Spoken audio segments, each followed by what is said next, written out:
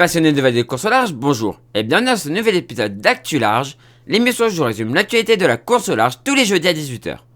Aujourd'hui, dans un premier temps, on va parler de la solo maître coq qui s'est terminée.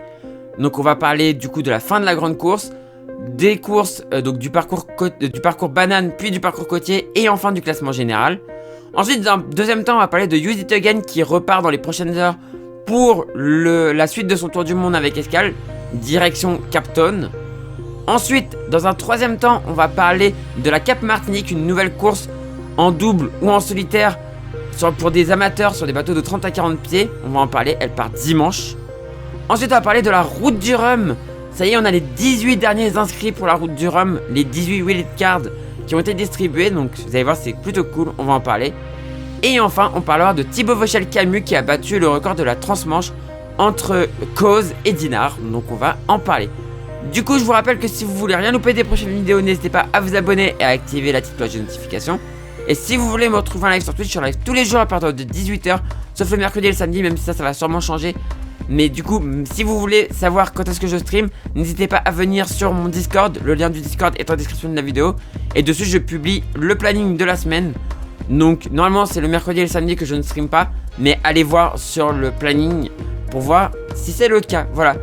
Du coup, on commence tout de suite avec la solo maître coq. Et du coup, on commence par la solo maître coq. Alors maintenant, je peux pas vous montrer la fin du parcours fin du parcours au large parce qu'on n'a plus la cartographie. Mais rien n'a changé en fait. Il n'y a rien qu'à changer. Donc la Charente-Maritime a bien fini 28e avec Alexis Thomas. 29e, David Paul. 30e, Céline Bullock. Givry Laurent a fini 31e. Et Pierre Coffam a fini 32e. Voilà pour cette fin de parcours au large. Mais par la suite, il y avait du parcours. Il y avait une journée de banane. Alors, il devait y avoir 2 parcours banane. Il n'y en a eu qu'un malheureusement. Donc on va voir le résultat du parcours banane. Région Normandie s'est imposé avec Guillaume Pirouel qui l'a emporté devant. Donc je suis pas du tout chauvin, bah pas du tout, j'étais pas du tout très heureux. Région de Bretagne CMB, Tam Laperche a fini 2e devant Achille Nebou 3e. On va faire le tour des gens que je connais un petit peu. Gaston Morvan a fini 5e devant Robin Marais, ma chance moi aussi 6e. Jules Delpech finit 7e, donc là on a une belle triplette. Corentin Euro qui a remporté le parcours offshore finit 8e. Derrière, on regarde la suite avec Philippe Hartz qui fait 11e. Chloé Lebas qui fait une belle 10e place pour c'est quand même ses débuts en Figaro, donc c'est pas mal. C'est pas mal. Derrière, Violette d'Orange finit 15e. On va regarder la suite. Elodie Bonafous finit 17e. Eden Red, Basile Bourgnon que je ne connais pas mais qui a l'air assez sympa et qui en plus a l'air très bon, finit 19e. Et derrière, on va voir que malheureusement, on a des gens assez bons qui finissent loin. Loïs Béréard finit 23e. Et malheureusement, Jörg Charles n'est pas classé sur ce parcours inshore. Et donc perd des points pour le général. Ensuite, il y a eu le jour suivant un parcours côtier qu'on va aller voir tout de suite puisque là on a la cartographie. Donc un parcours côtier où on partait d'ici, on passait une bouée ici, une deuxième bouée ici. Donc là c'est une bouée de dégagement. Ensuite on venait passer une bouée là, une bouée ici, une bouée là. Ensuite on avait la Cardinale Sud, petite barge. Et ensuite une arrivée en mode Vendée Globe avec la Nook Sud. On va regarder ce qui s'est passé sur cette course. Donc un beau départ assez serré. Derrière il y a un peu d'écart qui se forme. On croit même à un moment donné qu'un bateau va abandonner. Et finalement il continue. Là ça continue à être assez serré. Malheureusement il y a un bateau qui prend pas le départ. C'est Cap Horn Laurent Givry. Et là on a de l'option. Ce qui est assez rare sur des courses aussi courtes que ça. On a de l'option. Alors d'ailleurs lui là voilà, qui fait demi-tour. Et qui finalement va continuer la course. Mais qui est du coup très loin. Des grosses options pour une course assez courte quoi. Là on voit par exemple Sunny Buck et surtout Jules Delpech et et Achille Nebou qui vont très loin dans l'ouest. Et c'est assez particulier pour une course aussi courte. On va regarder ce que ça donne par la suite à la bouée suivante. On voit que finalement l'écart est pas si énorme que ça. Alors c'est sûr ils sont pas bien placés, hein, Jules et du coup et Jules quand même en queue de peloton. Mais ça aurait pu être pire. C'est assez dangereux de prendre des options comme ça sur un parcours aussi court, c'est assez dangereux. Mais qui ne tente rien à rien, comme on dit. Surtout quand tu joues pas la victoire, autant tenter quoi. Et donc on voit la bataille ici. Alors ici on a à ce moment-là Gaston Morvan en tête, suivi par Alan Roberts.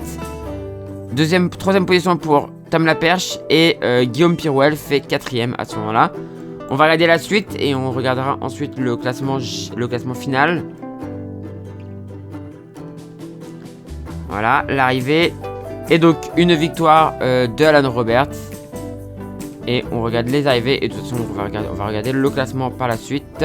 Voilà. Donc si on regarde ici, Alan Roberts l'a emporté, suivi par Gaston Morvan en 2ème position. Tom Laperche 3ème.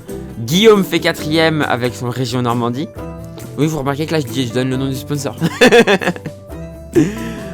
Et par la suite, du coup, Loïs Bérard fait 5ème. Corentin Euro 6ème. Et maintenant, on va faire le tour des gens que je connais un petit peu. Donc, non, pas Tom Dehan. Violette d'Orange finit 13ème. Philippe Hartz 14ème. Derrière, on va regarder Robin Marais qui fait 17ème. Elodie Bonafou 18ème. Et ensuite derrière, malheureusement, assez loin quand même, Basile Bourgnon 22ème. Et encore plus loin, 24ème, Jörg Wichers. Et encore plus loin, Jules Delpech, 27ème malheureusement avec son option qui n'a pas payé, mais ça aurait pu payer. Et malheureusement, des bateaux qui n'ont pas terminé, qui ont terminé hors temps, donc du coup qui n'ont pas été classés. Voilà, ils n'ont pas été classés, puisque fini hors temps. Et donc du coup maintenant on va aller voir le classement général de cette solo maître coq, puisqu'il y a un classement général. Donc c'est Tom Laperche qui l'a emporté, et c'est pas la première fois, suivi par Guillaume Pirouel qui fait 2ème. Je suis fier, très content de voir un Normand en 2ème. Alan Roberts fait 3ème devant Corentin Euro 4ème, Gaston Morvan 5ème devant Loïs Bérard, Achille Nebou 7ème devant Arthur Hubert 8ème. Philippe Hartz fait quand même une belle 9ème place devant Robin Marais 10ème, donc top 10 pour Robin, je suis super content pour lui. Derrière, on va voir que malheureusement pour Jörg, son non finish sur une course lui fait mal quoi. Puisqu'on retrouve par exemple Jules Delpech 17ème, alors ça c'est un peu plus logique. Violette d'Orange 20ème, qui a fait une belle remontée quand même, Violette. Elodie Bonafous 23ème. Et malheureusement on va retrouver Jörg Wichers 24ème, alors que il est bon Jörg, hein. C'est un bon skipper. Mais malheureusement voilà, son non fini sur la course inshore lui aura fait mal. Et ensuite Basile Bourgnon 26ème. Voilà, c'est assez c'était une belle course, c'était une belle solo maître coq. Et bien évidemment, on va continuer à suivre la saison des Figaro 3 dans Actu Large. Ça y est, ça va repartir. Romain Pilar et son Use It Again vont quitter Papeete dans les prochaines heures pour Capton. Cette fois-ci, c'est en solitaire que Romain va partir.